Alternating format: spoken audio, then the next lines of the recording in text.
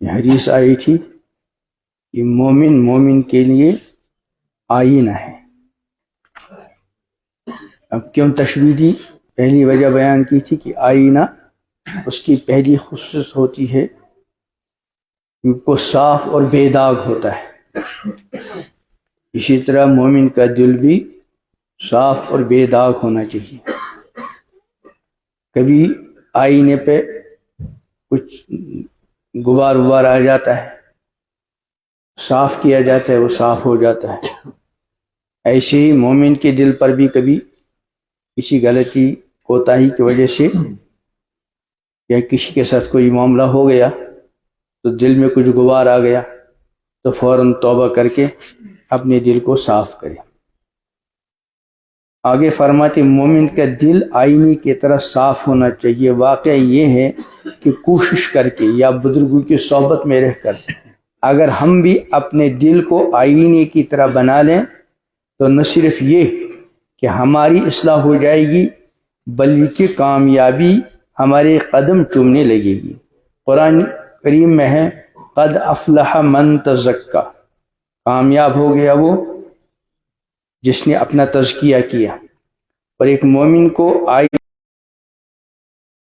ہیں رحمۃ اللہ علیہ، چونکہ مومن آئی نئی مومن بود روئی او ز آلودگی ایمن بود. مطلب یہ ہے کہ مومن چونکہ مومن کا آئینہ ہوتا ہے، اس لیے اس مومن کے دل کا جو چہرہ ہے وہ بالکل آلودگی سے پاک و صاف ہونا چاہیے. آئینے کی دوسری خصوصیت، اس کے علاوہ آئینے کی دوسری خصوصیت یہ ہے کہ آئینہ بے غرض ہو کر حقیقت حال واضح کرتا ہے. آئینے کے سامنے جو آدمی اپنا چہرہ کرتا ہے تو وہ ساری صورت بتائے تمہارے چہرے کا کیا حال ہے. اس میں آئینے کی کوئی اپنی غرض نہیں ہوتی. ایک انسان جب آئینے کے سامنے کھڑے ہو کر اپنے آپ کو پیش کرتا ہے تو وہ آئینہ شکل و صورت کی تمام اچھائیاں اور برائیاں جو فی الواقع اس میں موجود ہیں صحیح اور بلا کسی کمی و بیشی کے بتلا دیتا ہے. انسان میں بظاہر بہت سی خوبیاں اور خامیاں وہ ہوتی ہیں جن کو بذات خود نہیں جانتا. یعنی ہاتھ پہ کوئی چیز لگی ہو وہ تو معلوم ہو جائے گا، لیکن چہرے پہ کوئی چیز لگی ہو اس کو تو خود نہیں دیکھ سکتا. انسان میں بظاہر بہت سی خوبیاں اور خامیاں ہوتی ہیں جن کو وہ بذات خود نہیں جانتا، مگر آئینہ بتا دیتا ہے کہ تمہارے اندر یہ خوبی ہے یہ خامی ہے. پھر آئینے کا وصف یہ ہے کہ اگر انسان میں کوئی عیب ہو تو وہ صرف اسی عیب پر مطلع کرتا ہے جو اس کے سامنے ظاہر ہوتا ہے، لیکن اس کے پوشیدہ عیوب کو تلاش نہیں کرتا اور نہ اس کے عیب کی اطلاع کسی اور کو دیتا ہے. اسی طرح مومن کو بھی آئینے کی خصوصیت حاصل کرنی چاہیے. جو کوئی خامی اپنے بھائی کے اندر نظر آئے وہ اس کو بتا دے، دوسرے کو نہ بتائے، اور جو خامی نظر آ گئی وہ بتا دے، اس کی خامیوں کی تلاش میں نہ رہے. اس لیے حدیث پاک کے مطابق ایک مومن دوسرے مومن کے لیے آئینہ ہے. ہم کسی اور کے لیے آئینہ ہیں تو کوئی اور ہمارے لیے آئینہ ہے. اور ایک انسان کا کتنا ہی شریف اور سمجھدار کیوں نہ ہو لیکن بشری تقاضوں سے بہرحال بیزار نہیں ہوتا. اس لیے جب ہمیں اپنے کسی بھائی میں کوئی خامی یا برائی نظر آئے تو آئینے کی طرح بے غرض ہو کر حکمت اور موعظت کے تقاضے کو مد نظر رکھتے ہوئے حقیقت حال پر اس سے مطلع تو کر دیں، لیکن اس کی تشہیر نہ کریں، دوسروں کو نہ بتاتے پھریں اور ٹوہمے نہ لگے یہ عیب تو ہے، اب میں دیکھوں اس کے اندر کیا کیا عیوب ہے. ایسا نہ کریں، کیونکہ کسی کے پوشیدہ عیبوں کو بدنام کرنا، کسی کے پوشیدہ عیبوں کو کریدنا اور تلاش کرنا کوئی اخلاقی خوبی نہیں بلکہ ایک تباہ کن برائی اور اخلاق سوز عیب ہے جس کی حدیث میں ممانت آئی ہے. ان معاویہ رضی اللہ عنہ قال سمعت رسول اللہ صلی اللہ علیہ وسلم انک اذا اتبعت عورات الناس افسدتهم، کہ جب تم لوگوں کے پوشیدہ عیوب کو تلاش کرو گے تو ان کو خرابی میں مبتلا کرو گے، یعنی اس سے خرابی پیدا ہوگی نہ کہ اصلاح، اس لیے اسے احتیاط کرو۔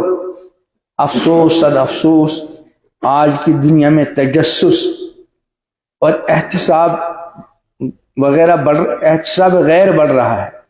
افسوس صد افسوس، آج کی دنیا میں تجسس یعنی کسی کے پیچھے پڑنا اور اس کے عیوب کو تلاش کرنا، اور احتساب غیر دوسرے سے حساب لینا بڑھ رہا ہے، اور احتساب خیر سے بے پرواہی ہے، خود اپنے آپ سے آدمی حساب لے اس کی پرواہی۔ حالانکہ حدیث میں ہے حاسبو انفسکم، اپنے نفسوں کو حساب لو، حاسبو قبل ان تحاسبو۔ آج کا انسان اوروں کے لیے تو بہت بینا ہے مگر اپنے لیے نابینا بنا ہوا ہے۔ دوسرے کے اندر کیا کیا عیب ہیں وہ اس کو بہت جلدی نظر آتے ہیں، لیکن اپنے عیوب کو دیکھنے سے وہ نابینا ہے۔ مصلح تو بننا چاہتا ہے کہ دوسرے کی اصلاح کرے، مگر صالح بننا نہیں چاہتا کہ خود کی اصلاح کرے، خود نیک بنے۔ ظاہر ہے کہ اس طرح نہ اپنی اصلاح ہو سکتی ہے نہ معاشرے کی۔ اصلاح کا بہترین طریقہ اور ایک واقعہ، عاجز کا خیال ناقص یہ ہے کہ اگر واقعی اصلاح کا ارادہ ہے تو اس کا بہتر طریقہ یہ ہے کہ جب کسی کو برائی کا ارتکاب کرتے ہوئے دیکھے یا کسی میں قابل اصلاح بات نظر آئے تو بہتر یہ ہے کہ 2 رکعت نماز پڑھ کر اللہ رب العزت سے دعا کریں کہ یا اللہ مجھے اخلاص عطا فرما، اور میں اپنے بھائی کی اصلاح کے لیے جو بات کہنا چاہتا ہوں اس میں اثر پیدا فرما۔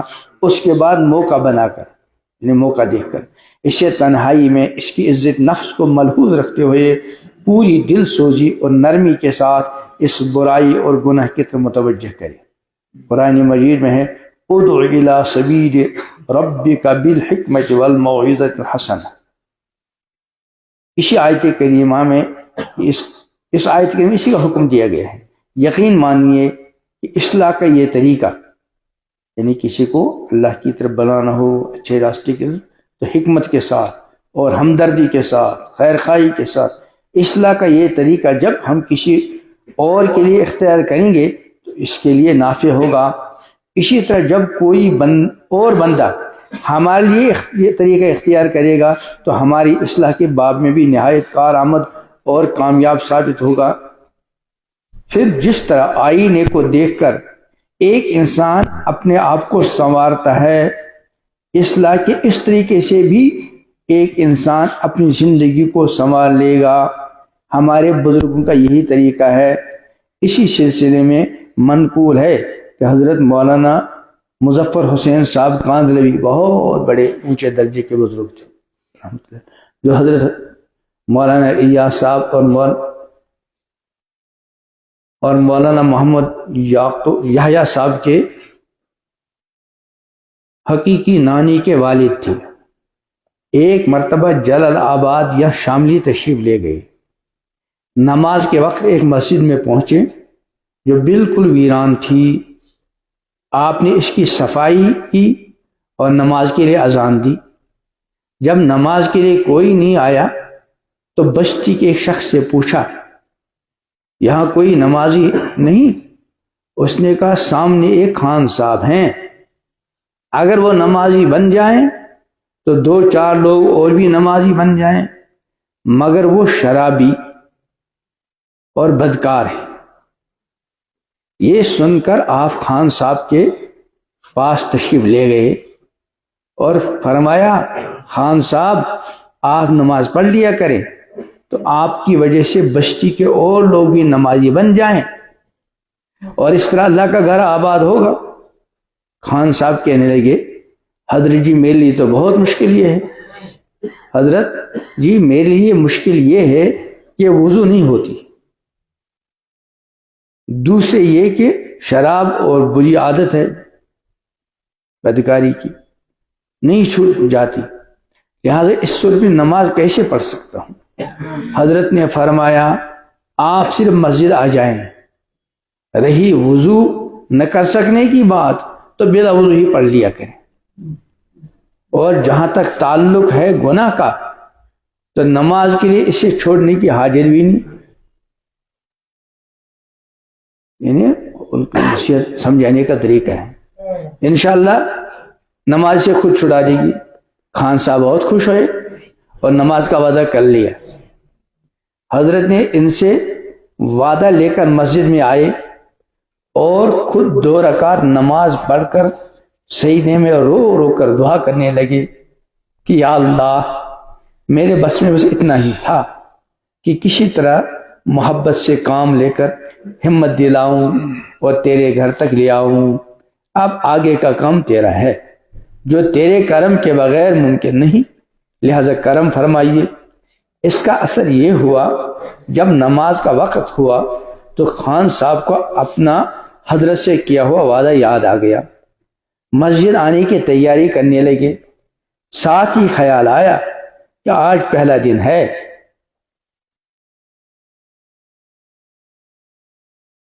حضرت کے شروع کے اس کو دیکھ کر ہم جیسے ظاہری لوگ کہیں گے کیا بزرگ ہیں، بدکاری میں مبتلا رہتا ہے اور شراب پیتے ہیں اور حضرت نے بغیر وضو کے آیا کرو. لیکن حضرت نے جو دعا کی اس کا کیا اثر ہوا؟ اثر یہ ہوا کہ جب نماز ظہر کا وقت ہوا تو خان صاحب کو اپنا حضرت سے کیا ہوا وعدہ یاد آ گیا. مسجد آنے کی تیاری کرنے لگے تو ساتھ ہی خیال آیا کہ آج پہلا دن ہے، اس لیے غسل کر لینا بہتر ہے. کل سے بے وضو ہی نماز پڑھ لیا کریں گے. لہٰذا غسل کر کے پاک کپڑے پہن کر مسجد میں آئے اور نماز ظہر ادا کی. بعد میں اپنے باغ میں چلے گئے اور عصر اور مغرب اسی وضو سے ادا کی. مغرب کے بعد جب گھر پہنچے تو رنڈی موجود تھی. اولاً کھانے کے ارادے سے اندر زنانہ خانے میں گئے تو بیوی پر نظر پڑتی ہی فریفتہ ہو گئی. یعنی پہلے بیوی تھی لیکن بیوی کو چھوڑ کر جرائم میں مبتلا تھا. اب جو کھانا کھانے پہلے اندر گئے تو بیوی پر نظر پڑتی ہے فریفتہ ہو گئے. شادی کو 7 برس ہو گئے تھے.